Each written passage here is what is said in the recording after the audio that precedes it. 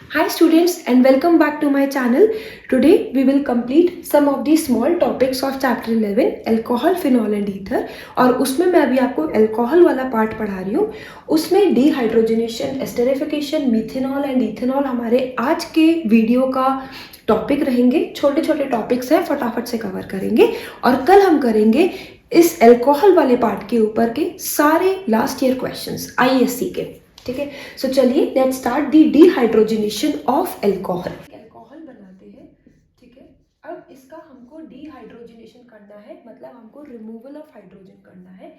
तो इसमें आप एक चीज ध्यान दीजिएगा कि जब हम इसको कॉपर के साथ ट्रीट कराते हैं at a particular temperature that is 573 kelvin, तो जिस कार्बन से फंक्शनल ग्रुप जुड़ा है OH ग्रुप, उस OH ग्रुप का एक हाइड्रोजन और सेम कार्बन का, point to be noted, same carbon का एक और हाइड्रोजन, कोई से भी, चाहे नीचे वाला हाइड्रोजन चाहे ये वाला, नॉट दिस वाला हाइड्रोजन, जब हम ये रिमूव करते हैं तो हमारा H2 रिलीज हो जाता है और हमको क्या मिलता है CH3 सिंगल बॉन्ड, C ऊपर एक हाइड्रोजन रह गया, ऑक्सीजन के पास यहाँ पे डबल बॉन्ड. सो बेसिकली हमें एल्डिहाइड मिलता है. अब कंफ्यूज नहीं होइएगा, मैं आपको एक पुराना एक एक्सपीरियंस याद कराती हूँ. जब हमने हाइड्रेशन किया था, डिहाइड्रेशन में हमने क्या किया था, CH3CH2OH. ठीक है, इसको CH3 को मैं ऐसे लिख सकती हूँ. ठीक है, यहाँ पर हमने क्या किया था आपको याद कीजिएगा, concentrated sulphuric acid with a particular temperature. Temperature कितना था वो आप मुझे बताइएगा. हमने OH यहाँ का और हाइड्रोजन दूसरे वाले कार्बन का, ये अल्फा कार्बन होता है और बीटा कार्बन का हाइड्रोजन हटाया था. तब हमें क्या मिला था, वाटर हमारा बाय प्रोडक्ट निकला था, OH एंड H, बचा था CH2 डबल बॉन्ड CH2. तो याद रखिएगा डिहाइड्रेशन, डिहाइड्रेशन मतलब पानी हटाना.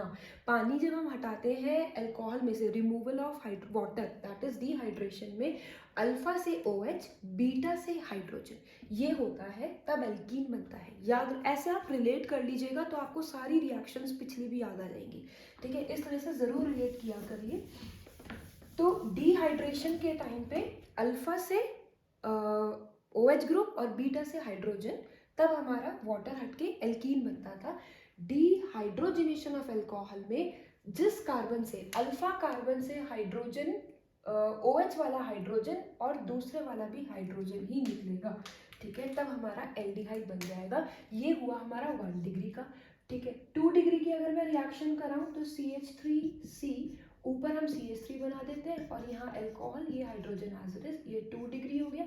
2 डिग्री का सेम टेम्परेचर पे कॉपर 573 केल्विन, हटा दीजिए फंक्शनल ग्रुप में से हाइड्रोजन और एक बाजू वाला हाइड्रोजन -H2. प्रोडक्ट क्या बनेगा, CH3C, CH3 double bond O. यहाँ पर हमारा कीटोन बन गया. यही आपका जो अल्कोहल है, ये 3 डिग्री वाला अल्कोहल होगा. तब क्या होगा, पॉइंट टू बी नोटेड, ये CH3 और ये OH. सेम अगर मैं कॉपर के साथ रिएक्शन कराऊं 573 केल्विन पे, इस केस में अब कोई अल्फा, सेम अल्फा कार्बन पे हाइड्रोजन तो है नहीं. अब ये क्या करेगा, जो अल्फा के बाद जो कार्बन आता है वो बीटा कार्बन होता है, चाहिए चाहिए चाहिए. तो बीटा कार्बन के हाइड्रोजन को, बीटा कार्बन के हाइड्रोजन को निकालेगा. तब क्या बनेगा, CH3C, ऊपर का CH3 एज इट इज, ये OH अलग हो जाएगा और यहाँ का H अलग हो जाएगा. अब यहाँ पे ये डिहाइड्रेशन हो जाएगा.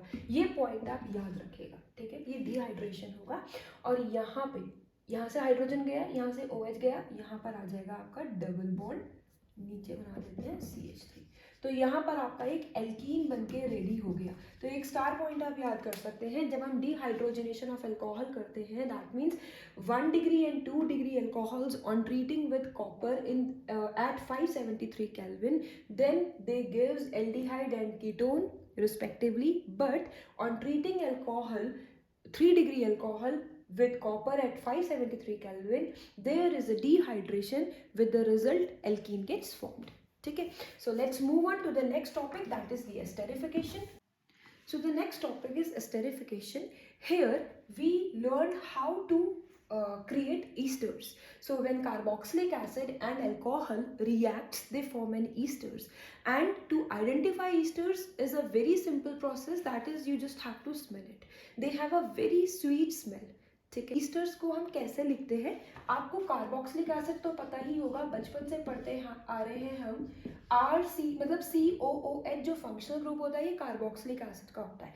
इस हाइड्रोजन को हटाकर अगर मैं एक और एल्काइल ग्रुप अटैच कर दूं तो इसको हम ईस्टर बोलते हैं। इनको हम आइडेंटिफाई कैसे करते हैं, बाय देयर स्वीट स्मेल। ठीक है, तो ये कैसे बनते हैं, इनका प्रिपरेशन कैसे होता है, कार्बोक्सिलिक एसिड को आप रिएक्ट करवा दो। यहाँ पे हमने लिया है एसिटिक एसिड, ठीक है, एसिटिक एसिड की हमने रिएक्शन करवाया विद मिथेनॉल, तो क्या होता है, वाटर आपका बाय प्रोडक्ट बन जाता है।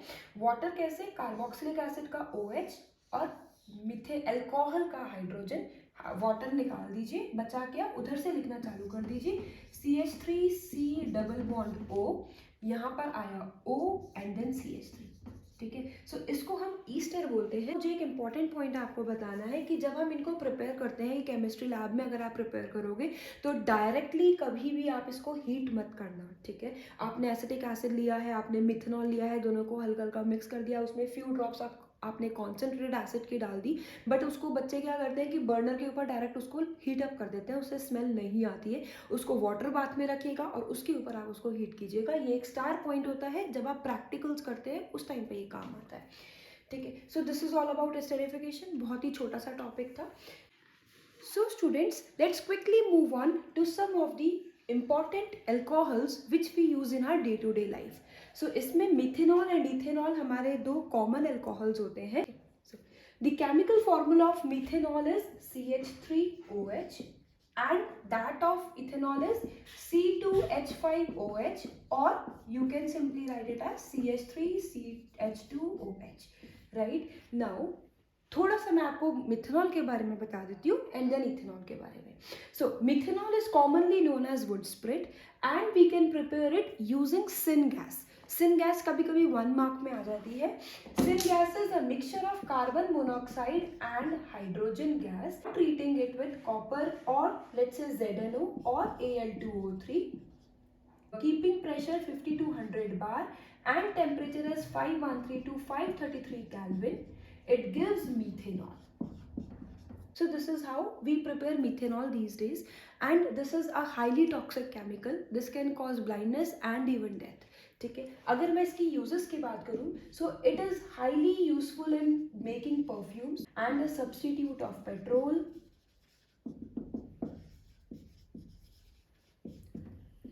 and anti-freeze in radars,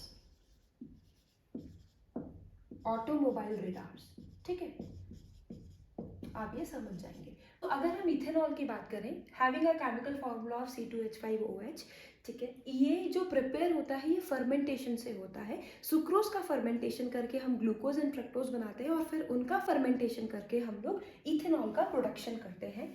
ठीक है, सो मैं आपको फटाफट से बता देती हूँ. सुक्रोज क्या होता है, C12H22O11. इसको हम वाटर के साथ ट्रीट कराकर इन्वर्टेज की प्रेजेंस में इसका हम फर्मेंट करवाते हैं और हमें ग्लूकोज एंड फ्रक्टोज मिलता है, C6H12O6 प्लस C6H12O6. एक आपका ग्लूकोज हो गया, एक आपका फ्रक्टोज हो गया.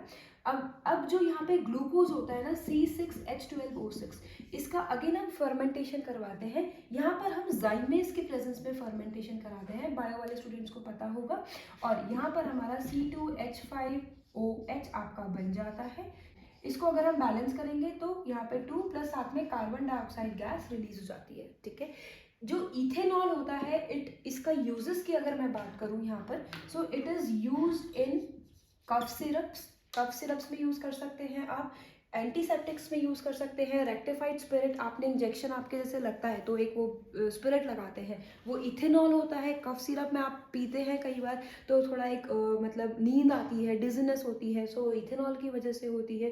ठीक है, अपार्ट फ्रॉम दैट जितने भी वार्निशेस हैं, जितने भी आपके यहाँ पे लिकर्स वगैरह लिखे हैं, वो सब में आपका ये काम आता है. अब इसमें एक स्टार पॉइंट ये होता है कि आपको इन सब से आपको लगता है ना कि हाँ हम इसको ड्रिंक कर सकते हैं, राइट? सो केमिस्ट्री लैब में इथेनॉल अगर रखा होता है तो बच्चों को लगता है कि हम उसको ड्रिंक कर सकते हैं, बट जो इथेनॉल आपकी केमिस्ट्री लैब में होता है वो डीनेचर्ड स्पिरिट होता है, उसको बोलते हैं डीनेचर्ड। याद रखिएगा, उसमें हम इथेनॉल में हम लोग ऐड कर देते हैं अ स्मॉल अमाउंट ऑफ, यहाँ पे देखिए साफ साफ लिखा है, a small amount of methyl alcohol and copper sulphate and sometimes pyridine to make it unfit for drinking. और अगर आप ऐसे डीनेचर्ड अल्कोहल को ड्रिंक करते हैं तो ये बहुत ज़्यादा आपके लिए लाइफ थ्रेटनिंग हो जाता है। ऐसा हम लोग डीनेचर्ड अल्कोहल इसलिए करते हैं सो दैट हम उसका जैसे जो डिलीवरी होती है उस चीज़ में इसका मिसयूज़ ना हो पाए, इसलिए हम अल्कोहल को, इथेनॉल्स को डीनेचर्ड करते हैं। So students, this is all about alcohol part of this chapter 11. Tomorrow we will do the questions, last year questions based on the alcohol part of this chapter, and after that I'll complete phenols and ethers. Alcohol थोड़ा बड़ा था, phenol और ether बहुत छोटा छोटा topics है, तो फटाफट से चैप्टर अब हमारा कंप्लीट होगा। Okay, this is all for today students, thank you, bye bye.